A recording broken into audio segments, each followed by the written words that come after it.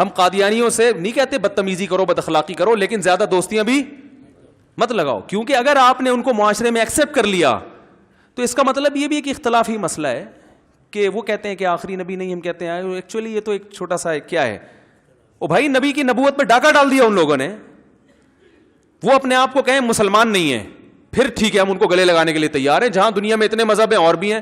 لیکن آپ دیکھو عیسائیوں کو ہم گلے لگاتے ہیں کیونکہ وہ اپنے مذہب کو اسلام نہیں کہتے, ٹھیک ہے نا. ہندو کو ہم گلے لگا سکتے ہیں کیونکہ وہ اپنے مذہب کو اسلام نہیں کہتے. قادیانی کو ہم گلے نہیں لگاتے, ہم کہتے ہیں تم اپنے مذہب کو اسلام کہتے ہو جو کہ نہیں ہے, تو اس سے اسلام خلط ملط ہو رہا ہے. غیر مسلم جب اسلام کی طرف آئے گا تو اسے پتہ نہیں چلے گا یہ والا یا وہ والا. آپ اپنے اوپر سے اسلام کا لیبل ہٹا لو, ہم قادیانی کو بھی گلے لگانے کے لیے تیار ہیں, کیونکہ اسلام میں محمد صلی اللہ علیہ وسلم کا لایا و دین معتبر ہے. مرزا غلام احمد کی اسلام میں کوئی ویلیو نہیں ہے, کوئی ویلیو نہیں ہے, اس کی کوئی حیثیت نہیں ہے. وہ جھوٹا ہے, کذاب ہے, دجال ہے, وہ جہنمی ہے, جہنم کی آگ.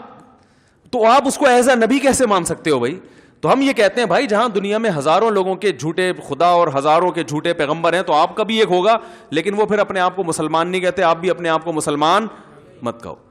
تبھی علماء کہتے ہیں بھائی قادیانیوں کو گلے لگانے کی اجازت, ہاں تبلیغ کے لیے کوئی لگا رہا ہو الگ بات ہے, ویسے اجازت نہیں ہے. جب امید نہیں ہے ان کے اسلام کی تو بالکل بائیکاٹ.